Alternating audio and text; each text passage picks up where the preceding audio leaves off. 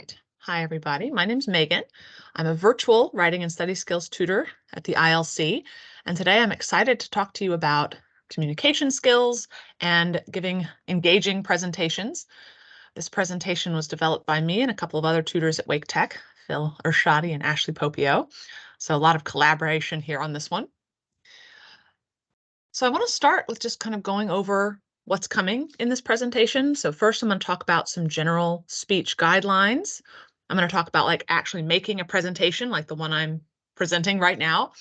I'm going to talk about some tips on how to be clear in your presentations. I'm going to talk about audience and how to consider the audience of your presentation. And then finally, I'm going to have some example presentations that we kind of get to critique together. So questions or thoughts or anything you'd like to share before we get started. If there's a certain kind of presentation you know you're going to have to give some point soon, anything like that.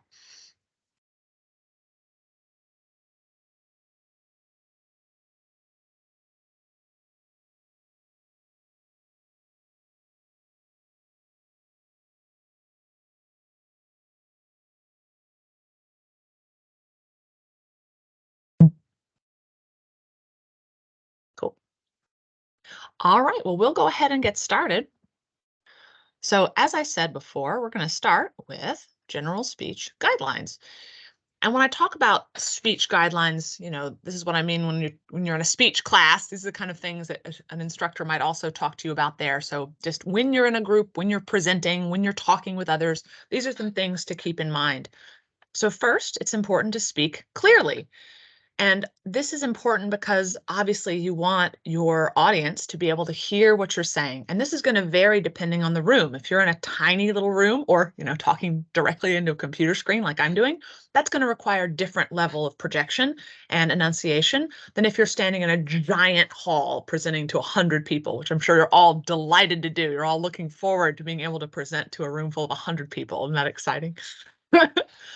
So then you might have to project quite a bit louder, especially if you don't have a microphone. And if you have a microphone, you'll want to practice with that. So speaking clearly, and that's going to vary depending on the circumstance. But either way, you want to practice enunciating, saying all your words clearly, and the level of volume that's needed, being aware of all that.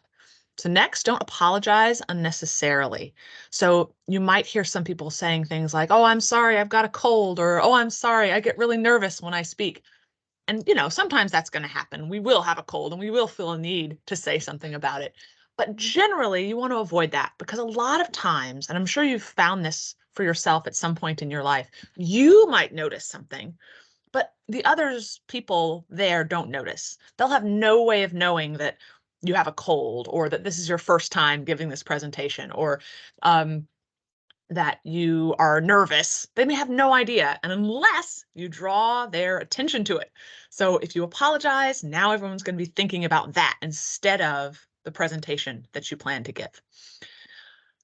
Next, you want to vary your tone. And what that means is you don't want to talk in a monologue like this and always just are a monotone like this and never vary it and always just say the same kind of words over and over again because you're going to put your audience to sleep. You want to have loud moments and quiet moments and bits that you emphasize and bits that are a little softer so that there's a little ebb and flow to what you're saying. It shouldn't all sound the same. And I'm sure you found yourself in a class at one time or another with a monotone professor and you're thinking, oh gosh, I'm falling asleep. So you don't want to be that person. A lot of times when you're trying to practice giving a speech or giving a talk or a presentation, kind of look back and remember the teachers or presenters that you've listened to in the past and that you enjoyed listening to and try and see if you can model some of those behaviors for yourself. Next, avoid filler words. And this is something when I listen to recordings of myself, I realize I do this. Avoid the ums and the uhs and the you knows. Again, it can't be completely eliminated, but be aware of it so that you can start to find other ways to either fill the space or just be comfortable with quiet. That is also okay. If you need to take a couple of moments and think, gather your thoughts, that can sound like a profound pause for your audience to think. And you also want to be aware of your non-verbal communication. I feel like I might talk with my hands a little too much. So I've been trying and prevent that, put them down on the desk. But what this might mean in a face-to-face presentation, you don't want to be wobbling back and forth on your feet. You don't want to be like clasping and unclasping your hands or fidgeting a lot or like tapping the podium or any of those kinds of nervous tics that you might get into the habit of. If you don't feel comfortable making gestures, if you don't feel comfortable with any kinds of movements, it's better to be completely still than be fidgeting and moving around, because again, it's going to distract your audience from your message, which is the most important thing. And I see we've got a comment here in the chat. Latasha says, yes, I do that often during presentations. The filler words, the ums, I think that's what when you had typed that. And yeah, everybody does. We do it all the time. And again, it sounds unnatural if you completely eliminate it, if you completely perfect your, perfect meaning, sound like a robot giving a presentation, perhaps. You don't want to feel like you have to take out your entire self. But again, the most important thing is that clarity, your audience. You want to make sure you get your ideas across.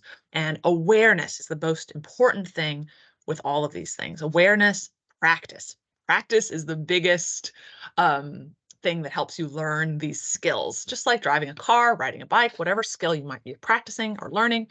The more you do it, the easier it gets. So any questions about these general speech guidelines before I go on to talk about presentation tips? So specifically a presentation like this. Any questions, thoughts?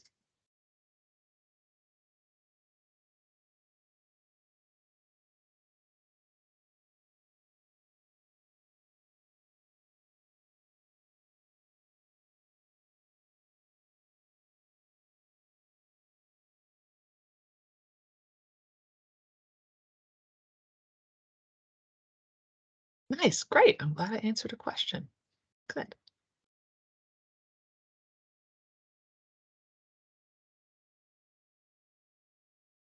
Those of you who may not be able to see the chat, someone is typing, so I'm just waiting to see. And it's important, since we're talking about presentations, it's important to give time and space for people to think about their questions. Asking, does anyone have questions? And then immediately moving on. You want to give a little bit of time just in case. All right. So presentation tips. So general speech guidelines, things to kind of keep in mind for your body and your mind and your voice when you're presenting. Now this is for the actual presentation itself that you're going to build. So one, you want to give examples, which coming later on. Also, I've kind of given some verbal examples as well. You want to have notes for yourself to follow if needed, but you shouldn't just narrate the slides. Again, I'm sure you've been in the class where you have an instructor who just reads the slides. And again, you're like, oh gosh, I can read them myself. Come on, just get to the next point. Oh my goodness, I'm bored. And that's going to happen. If you just read the slides, your audience is going to get bored because they can see it. It's all right there. And if you don't offer anything additional, it's going to kind of lead them to tune out. So next, you want to practice the presentation so you feel comfortable. Like with this one, I built this one, a month or so ago when I knew I was going to be giving this presentation. So I was like, you know what, I better read over it again before I present it. It's based on an earlier presentation that I'd done before, but it was a little bit new. So beforehand, I read over it a few times, practiced what I was going to do, so I felt comfortable with it. And depending on your level of comfort with a presentation, you may need to do that several times, and that's fine. That's exactly like I said before about, driving the car, riding a bike. Practice will definitely improve your comfort. If you didn't make the presentation, find ways to make it your own. So this may not apply in a lot of circumstances, but say that you're at a job or you and your friend are putting together something for a class or whatever it might be. You might have parts of the presentation that were not necessarily built by you. So you need to think about how you can customize it so that you're able to present it in a way that makes sense. If you're trying to present on information that you don't yourself know, you will find yourself feeling very uncomfortable. So make sure that you're comfortable with what it is you're going to present, make it your own so that you do know what you're going to say. And finally, create a theme for your presentation that suits your topic. Ashley Popio made the theme for this presentation, building engaging presentations. She went with a building theme, which I think is delightful. As someone who isn't a very visual learner, sometimes I like to get outside input. So, getting help is a perfectly valid thing too. She taught me how to do these themed presentations, and I think it really helps for people who are visual learners to have something to kind of connect things to. So any questions or thoughts about this slide? Do any of you have any presentations coming up, either for a class or a job? Do any of you have like presentation anxiety?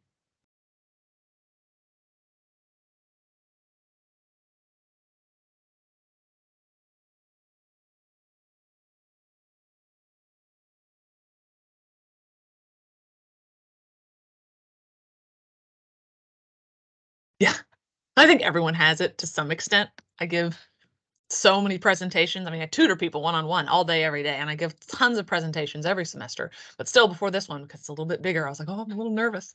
So it happens to everybody. And one of the things that can help with that is to try and channel that into a positive place. Um, so, going for a walk, doing something to kind of get that energy out ahead of time, making sure you're prepared, reading over your presentation, all those things can help channel that nervous energy into a more positive place. Yeah. Sweaty palms, everything, loss of thoughts. Yes.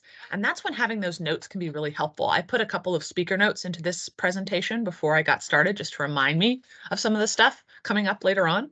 Um, so having some notes for yourself can be really helpful. Again, you don't want to read those verbatim, but if there's something you're like, you know what, I may forget that detail. I may forget that exact thing. Put that in there for notes. Um, and yeah, the sweaty palms, nervousness in the stomach. I absolutely used to feel that way back when I first started working as a writing tutor and was giving presentations. And I wish there was a better answer, but just doing it over and over again, eventually I felt better. So trying to find some low stakes ways for you to present. So like presenting to family and friends, like if you know this is something you're going to have to do a lot of for a job or something, obviously, if you don't anticipate doing a lot of public speaking, you may not necessarily have to do tons of effort practicing it. But if you know this is something you want to improve, and you know this is something that is going to be a big part of your life, and you want to be more comfortable, you've just got to practice it. So again, low stakes. Present for family, friends, um, small conferences. There's a conference coming up for Sherlock Holmes, actually, that I'm going to be, that I didn't present at this year, but in the past I presented. So it's like a small room, like 15, 20 people, and I'm presenting on a topic that I think is really fun. That's a great way to feel more comfortable with giving presentations. So really, getting practice is the best way to overcome these fears. Yes, absolutely. Sir Arthur Conan Doyle and all the many different varieties of Sherlock Holmes that have come up in the last couple of decades. Yep. Um, any other anxieties that you all deal with? Any other thoughts on this point? Does anyone struggle like just like making a PowerPoint? Does that sound like a lot? Or is there some other suggestions that you guys have for each other about giving presentations? For example, I know Prezi is another good way to put together presentations, Google Slides. But is anyone just like worried about that aspect, the technological aspect of it?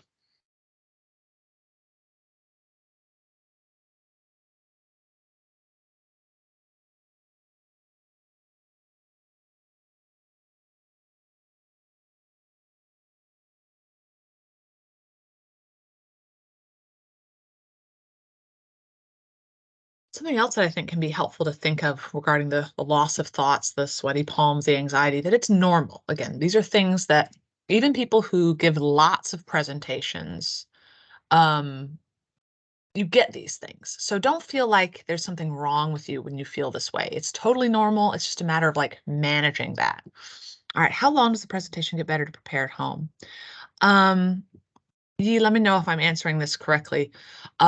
So I think that it's going to depend on your level of anxiety. So for someone who has a lot of anxiety, it might take a while for you to overcome that through practice. If you're someone who has a little less anxiety, it may not take as long. Um, I think the most important thing that practice gives you is you do it and then you survive, and you do it and then you survive again. And the more you survive giving a presentation, the more the stakes start to lower and you start to feel more comfortable. So getting something that gives you that that validation that you can do it and it's going to work out and it's going to be okay. The more times you can get that kind of feedback, so like giving it yourself in the mirror may not do it. That may help you practice the verbal part, but that may not be able to help. That may not help you overcome the fear of speaking in front of others. So having a small audience um, could help you overcome that. And again, the more you do it, the more you get that validation, the easier it will become. Does that kind of answer your question, Yi?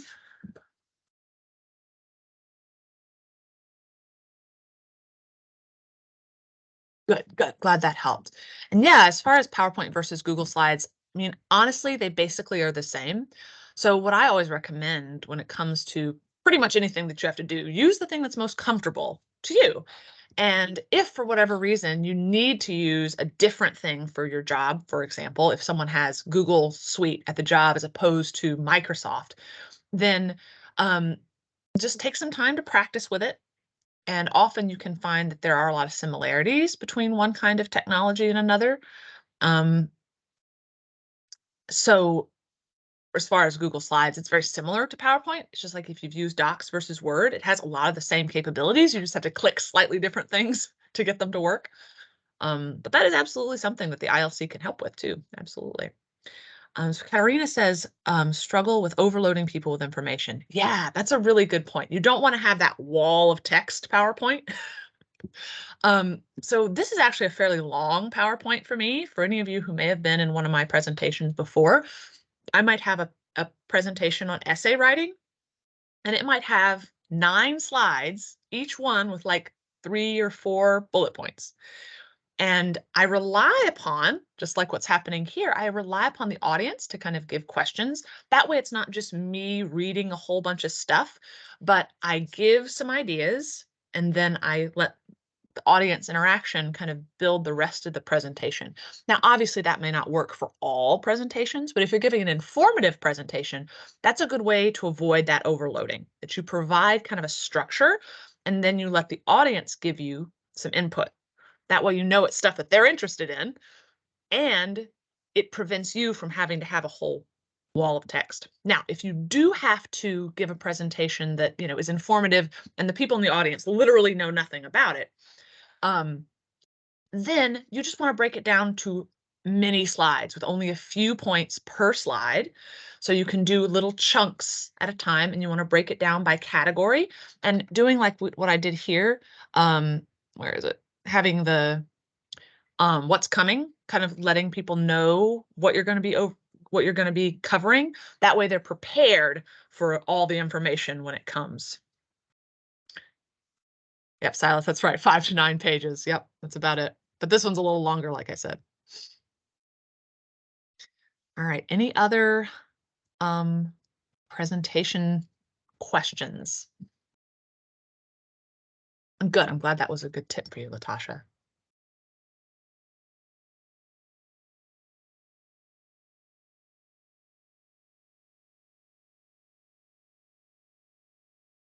Yeah. But if you are someone who feels more comfortable having more slides, that's also fine. It's just as long as I said, like, only 3 or 4, 3 to 5, there are a few more on this slide here, but you don't want to have a whole bunch of slides each with like 10 bullet points. So if you're comfortable with having a longer presentation, then, just break it down a little bit per slide. Exactly. Less is more. And thinking about, again, as audience members, which we're about to get to, are you going to feel more comfortable seeing 3 or 4 bullet points, or are you going to feel more comfortable seeing, 12 bullet points with 12-point font? And you're like, oh my God, I'll never learn all this. It's much easier when they're just a couple. So now we're going to talk about clarity. So you want to make sure that your audience is going to understand what it is you want to say. So one, when you make your presentation, decide what the most important takeaways are. And, looking at the PowerPoint that I've made today, I have these headers on each slide that lets us know what are the most important takeaways. Well, here they are, the titles of all these slides. So you, as a presenter, you want to think about what it is you want your audience to know and structure it like that. for as a writing tutor, I kind of think in essay format. So think of it like, the topic sentence of each of your paragraphs, and each of your slides is like a paragraph, only, briefer than a paragraph. You don't have to have 7 or 8 sentences on there, but it's a chunk of information. Each slide should be a chunk of information so your audience can take it in chunk by chunk, which is how people think. Don't speak too quickly. This is something that is important because, especially if you're not recording it, like you guys can all view this later. You can even watch a transcript while I'm talking. Teams has that availability. But if you're not on a computer and you are in a room, and this is the only chance that these people are going to have to hear what you have to say, if you speak too fast, they're just not going to be able to follow you. I have been to presentations at conferences where people have their essay that they wrote and they're just reading it. And they're reading it quickly. And I'm like, oh gosh, I have no idea what they're talking about. I'm losing it. Oh my goodness. So you want to simplify your language. For those of you who like writing essays, it's a very formal academic tone. Typically in a speech, you don't want to have that same formal academic tone because you're going to lose your audience, unless you're in a very formal academic environment, of course. But generally, you want to be a little more informal, a little slower with your speech so that your audience is going to be able to follow what you say. And that kind of goes right in with the next point. Don't use a lot of technical language without explaining it. Assume your audience may know a little less about your topic than you do, so you want to explain what you're saying. Because again, even if it's a word that your audience knows or a term your audience knows, again, if it's not digital, if they don't have a chance to see a transcript, if they don't have a chance to watch a recording, this is their only chance. So you want to make sure they're understanding you and following you. Pause a lot to ask if people have questions. So any questions about this slide, about clarity or thoughts or comments?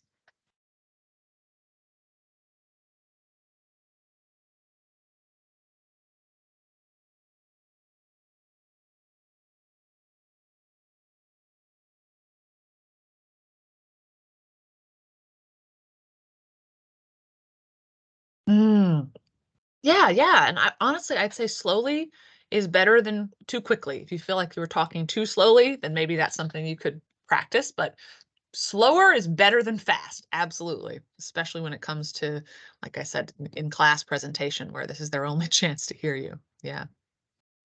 And often, if you have to give a timed presentation, um, when you practice it, you often read it slower than when you go to class, and then often you finish it early. I know that definitely happened to me because you're nervous and you start talking faster because you're like, I just want this to be over. So it often takes a moment to pause and think it through and think, okay, I'm going to talk slowly. I just had a thought that this, Yeah. even So for, it can't be set up, I well, guess that's part of the even configuration for process us when you who start. aren't going You to set it use up so that it this can automatically do to that, or actually does it do like kind of act like that, and then it'll presentations, just stop it can using still one be and it'll use the helpful other? for us because for just knowing how to take in other people's presentations. That's a great point. Yeah. Yeah. Being educated on being an audience member. So with that in mind, let's move on to the audience part. So it's always important to remember who your audience is when you're giving a presentation.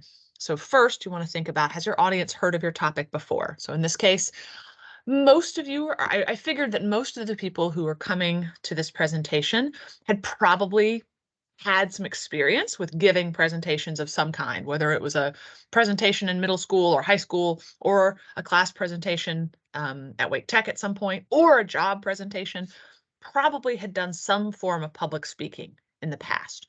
But if I was coming in and I was going to talk about organic gardening, maybe some of you know about organic gardening, but it's less likely. It's a little more niche. So I might need to define a few more of my terms if I was going to be talking about that. What are they prepared to hear about? I went back several times as I was making this presentation to look at the description in the Continuing Success Conference, pamphlet thing, digital pamphlet, to make sure that I was talking about what you all expected to come and hear. It's really important that expectations are met when you're a speaker. You don't want your audience to come in thinking you're going to talk about one thing and you actually talk about something else. Then they're prepared to hear one thing, so then when they hear something different, it gets confusing and they may not take in the information as well. And I'm sure you've encountered this at some point in your life, either whether you've read a chapter of a textbook and you go to class and the instructor's talking about something totally different, or you've gone to some sort of talk or presentation that is, again, not what you expected. Maybe you even left early because of this. I have definitely done this before, like a conference presentation. Like, wait a second, that's not at all what the description said. I'm going to go somewhere else. How much do they already know? So again, regarding this presentation, I figured that some of you had some experience, firsthand experience even in giving presentations. Most of you probably had that firsthand experience. But again, if it was something else, rocket science, maybe very little firsthand experience, maybe some theoretical knowledge. So that depends on the kind of information you're going to give, depending upon where your audience is in their knowledge level and where you want them to go once you want them to learn after they have engaged in your presentation. And again, as far as who they are, like literally, are they, so say, for example, you work at a bank and you're giving a presentation at the bank. Are you giving that presentation to your coworkers? Are you giving that presentation to people who bank with the bank? Are you giving that presentation to people who work at another bank? It's going to be very different depending on who that is. If you're a student, are you giving a presentation to fellow students? Are you giving a presentation, outside of class to investors who want to invest in the school? It's going to depend what kind of information you share, how you talk to your audience. This presentation, for example, the first time I gave it, I don't know, first time, I gave it a couple of years ago to other tutors to talk about how to give online presentations to students. So I changed it a little bit from there because it's going to be a little bit different. The kind of information that a tutor needs to relay to students is going to be a little different than just a general speech guidelines for work or school or so on. So any questions or thoughts about audience?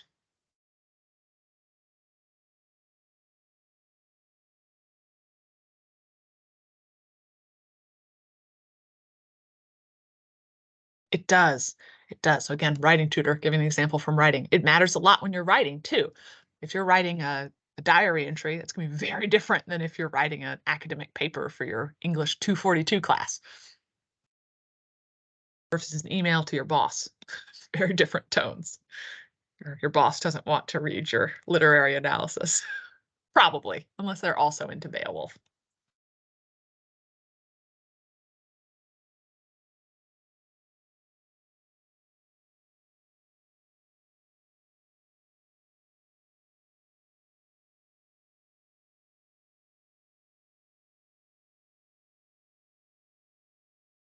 A couple people still typing in the chat here. Just waiting a couple more moments.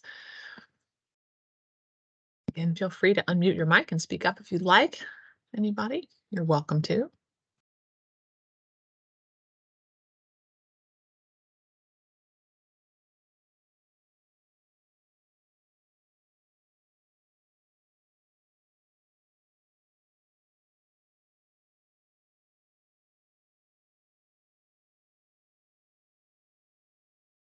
Yep, absolutely. Talked about audience a lot in your English classes. Yeah, it's very important for communication in general because writing essays is communication, giving a speech is communication. It is about a dialogue between two or more people. So it's always important to think about your audience. Okay, ooh, long question here. All right, Katarina says, how do you handle presenting to professionals who have more experience than you without coming across as too formal and making the presentation fun? Ooh, wow, that's a really interesting question. So if you're presenting to people who have more, okay, so when you say more experience, do you mean like they're in the same field, but they may have like more years in the field than you? Is that what you mean?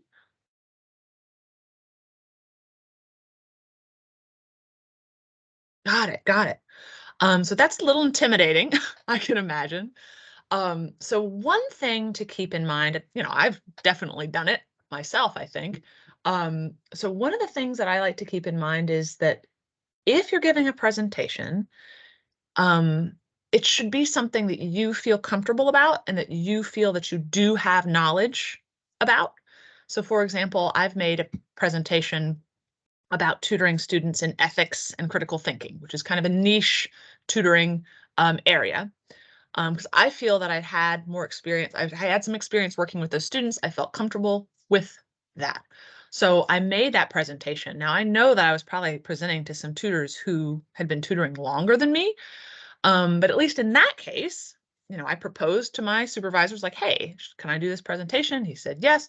So that means that, my supervisor saw that I was qualified to give this presentation, and he said, yeah, go ahead and do it. So there is that, regardless of how long you've been in a field, there's going to be certain knowledge that some people have that others don't. And some of it has to do with your own personal, you know, things that you've learned during the course of your life. Some of it has to do with strengths. I gave this presentation once with someone who was a math tutor. He did this amazing math presentation as an example of a good presentation. And I would never be able to present on math. It is not a strength of mine. But he did a great job. So there's always that give and take as far as natural skill as well.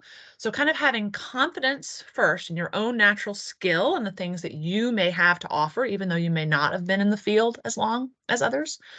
And as far as the two, formal and fun, stick with your personality, really. Like, um, you don't, you shouldn't feel like you have to hide who you are in order to give a presentation. I think that as someone who, so to give my own personal experience, I've been working in writing centers since I was an undergraduate student. And so it's been over 10 years now. And we get this feeling that academia is very formal and you have to be a certain way, or, you know, in general, I'm sure the corporate world is even more, and I have no idea. I've never I've never been in the corporate world. I don't know what that might be like, but there's always this kind of separation between someone who's new in the business and people who've been there, and this idea that it's going to be really formal and it's got to be scary. But the more I have been, working in academia, the more I've gotten to know professionals in this field. um, it doesn't have to be that stilted. And the whole idea of, making it fun, I think, has to do with appealing to what you find interesting and your own personality and the things that you care about. And if you express the things you care about and it's clear that you care about them, that's going to make the presentation more engaging. And, if you're a person who likes to make jokes, make jokes. But if you're a person who doesn't like to make jokes, definitely don't make jokes. Don't force yourself to make it fun in a way that isn't natural to you. Like, I'm definitely not, I think I try and make my presentations fun and lighthearted, but I very seldom make like dad jokes kind of jokes. I'm not that kind of joker. Um, so do what comes natural to you. And it might take some practice to learn what comes naturally to you when you're presenting, when you're talking to other people, but kind of looking into yourself and thinking about what makes you comfortable, and not feeling the pressure to conform to some, cookie cutter idea of what a presentation looks like. Like, for example, if you watch a movie and someone's giving like a presentation, like a job presentation, it always looks very serious. They've got graphs and they're pointing to the graphs, and it's a very serious graph presentation. Some people that might feel very natural, but if that doesn't feel natural to you, you've got to find a way that does feel natural. Does that make sense?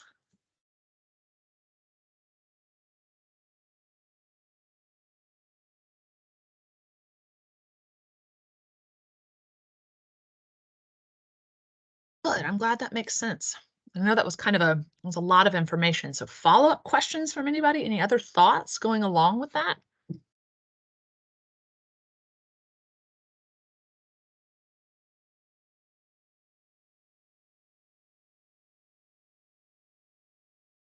gonna have to add that into this slide presentation somewhere.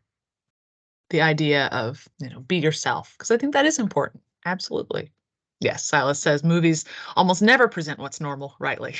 It's true. So as far as I know, the ILC does not host presentation practices, but I think there is like a speech center that specifically helps with students giving speeches. I'd need to look up the information. I don't personally work with that area. So I need to look up some information, but I could absolutely find out. And I can email you.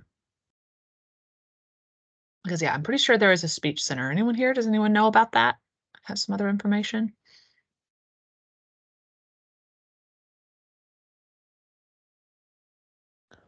There is a speech center. I'm pretty sure. I think it's called Speak, all That's right. capital letters. Yep, that sounds right. But Yep. that's about all I know. All right. Let's go on to the next slide. So here, talking about audience interaction. So this is basically what we've just been doing. So ask for responses. Stop sharing your screen so people can see your face if online. The system that I've got right now allows me to do both, but you may have, you know, a format that does not allow you to share see both your face and the presentation.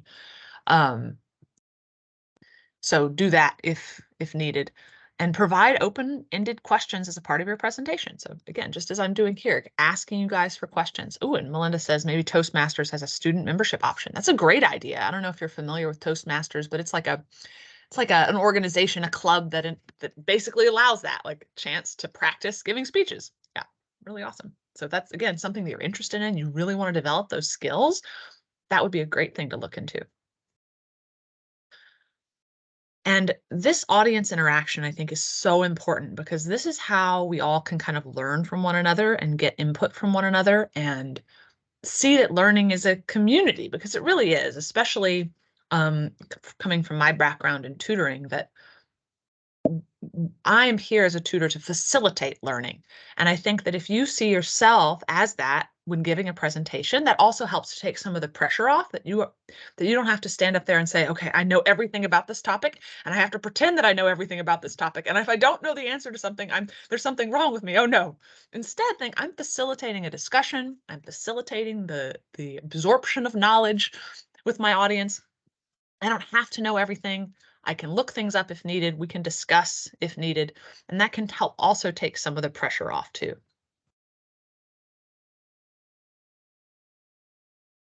All right, so now we are going to look at a couple of example presentations. I'm not going to give like a whole presentation, just a slide of each of these examples, just to kind of talk about some of the principles that we've talked about today and look at that, how that might look in a real life situation. So, any questions before we move on to the examples?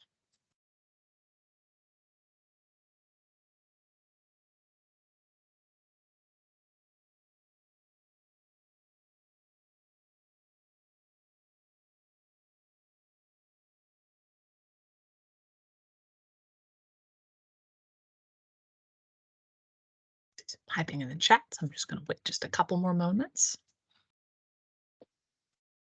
Can't wait for the examples. All right. Okay, so this is scenario 1. Imagine that this is a presentation at a garden club meeting. So, you know, a club full of people who do gardening. This is that presentation. All right, this is just the beginning of it. Hi, everybody. I'm here to talk about gardening. Sorry, I'm so nervous. I never give presentations, so I'm so nervous. Okay. I think that flowers are really important. I've grown flowers my whole life, and I hope I can teach you more about them today. You might have several questions. How do I grow plants better? How can I learn more? Are there classes I can take? All right. Oh, before I do that. So just talking like that made me feel nervous, like just getting in that like fast breathing, nervous energy kind of attitude. It's amazing just how the physicality of that can affect your brain. So deep breaths really do make a difference. So before I move on to the things that I wrote down about this presentation, what were some things that you all noticed, both good or bad? Thank you, Silas. I do have a degree in theater.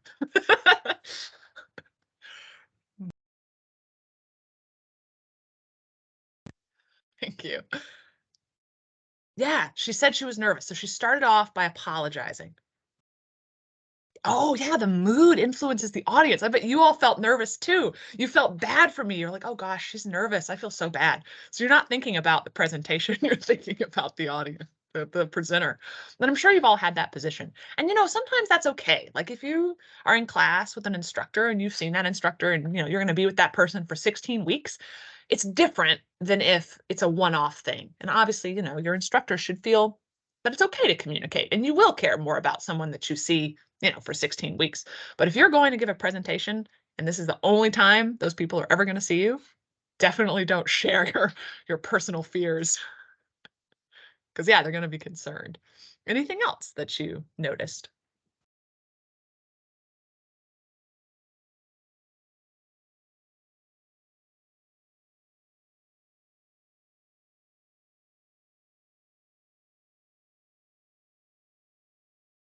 Yes, yes, it's just a block of text. Now, it's not a super long block of text, but it's still just a block of text. Yeah. All right, so let's go on. So what I wrote down for the strengths is that they did know the audience. The topic was relevant and the theme for their presentation was relevant. They had flowers. It looked very garden club-like. So they did have some design ideas in mind. Problems, like we brought up, they a lot of text on the slide. They apologized. And another thing that we hadn't brought up yet is there's no clear point. The opening was not like a bulleted list of things we're going to talk about. It was just kind of a rambling. You get the feeling that maybe they just kind of wrote down their thoughts and they hadn't really gone back to edit it and make it clear what they were going to talk about.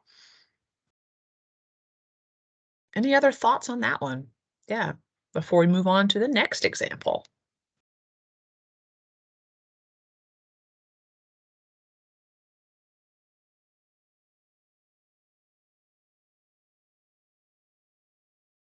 All right. So next example, I mentioned the bank example earlier. So a quarterly report for a bank. So imagine you work at a bank. Maybe you're a teller or a manager or something, work for a bank. And this is meant to be that quarterly report. Hi, everybody. I'm Megan. So today I wanted to talk to you about my love of Marvel. I know this is something that everyone has become more interested in. I'm used to back in the day, I read the comics. No one else reads the comics, but now everyone's seen the movies. So I'm just delighted that I finally get to talk to you about Marvel Comics. So first, I want to talk about Iron Man. Wonderful guy. He's rich, he's powerful, he's smart. I bet you all have some other ideas that you can add about Iron Man, right? What are some other things about Iron Man that we could add? Any thoughts?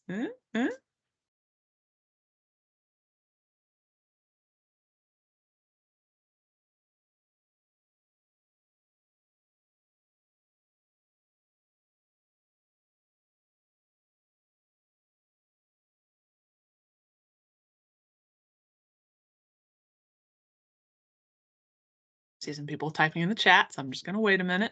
In the meantime, feel free to look over the slide, be thinking about things you liked about Black Panther and Thor. Definitely want to talk a little bit about them too.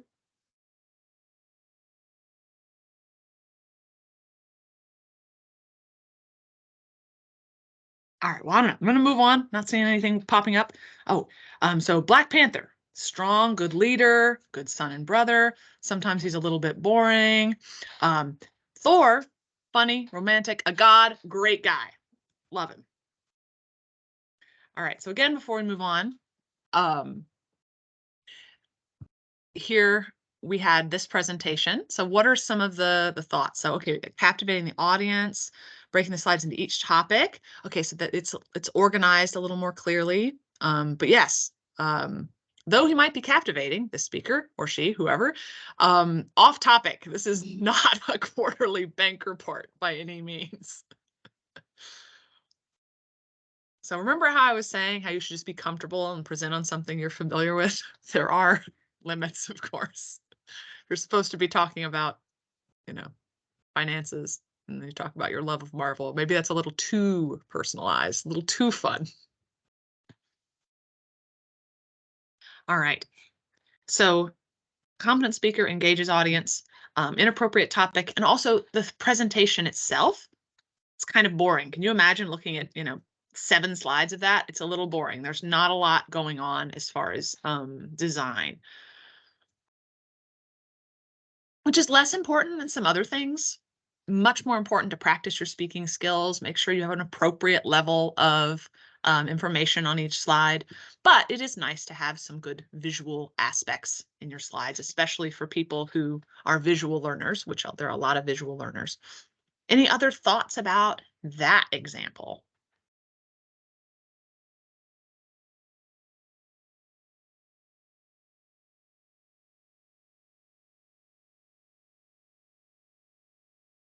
Yes, still funny. It's a really fun presentation.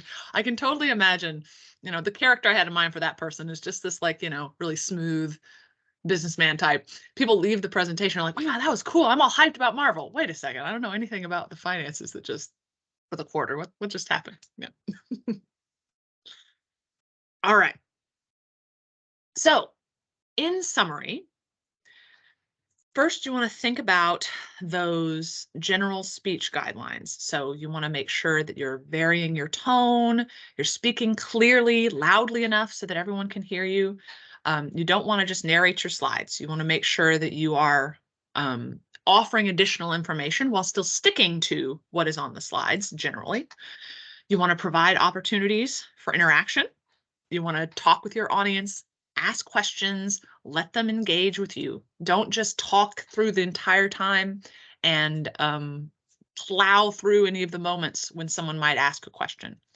I gave an example. I mentioned this before. I just want to give an example. You may have heard people say, any questions? Good. Okay, let's go. That's not a good way to engage your audience. You want to give some time. I use the coffee sip guideline. You want to provide opportunities, or you want to remember your audience. Keep in mind who you're presenting to, what the topic should be. That'll gauge your level of formality. It'll gauge the kinds of topics you want to cover and how in depth you want to be. I was giving this presentation as a kind of, general overview for people who might have less experience with giving presentations, though I'm sure, especially with the great questions you all had, we went a little more in depth. But if I was going to be giving this presentation at, maybe the Toastmasters, it would be a little different. It might be a little more in depth. And finally, be clear about what you want your audience to know. What do you want your audience to leave with? What should they have found out about that they didn't know before? And hopefully you all feel a little more confident in your speech giving. You have some ideas about maybe the idea of giving a presentation kind of was floating around in your head, but hopefully you have a more concrete idea about what you should know before you present. Even if you may not know how to do all these things yet, at least you've got a checklist of things to think about before you give a presentation. All right. So any questions, any thoughts? I really like, as you were putting, kind of the coffee sip thing, because it kind of gives the audience a chance to think, but at the same time, you don't really look like you're waiting on the audience. You seem like kind of you've got your own thing, and so it's not really like you're like trying to solicit an answer or like really pushing them for an answer at the same. Mm, I've seen that's other speakers do that, and it's a really good tactic. that's a great point, and I'm glad to hear that that works.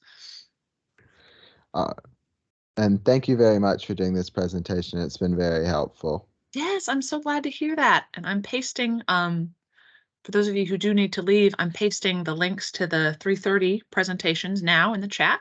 So you can view those and join via those links. So if anyone needs to pop off before they join the 3:30, feel free to do so. Otherwise, I'll hang out for a while if you've got any questions. And I will go ahead and stop the recording if anyone wants to ask any questions off the record.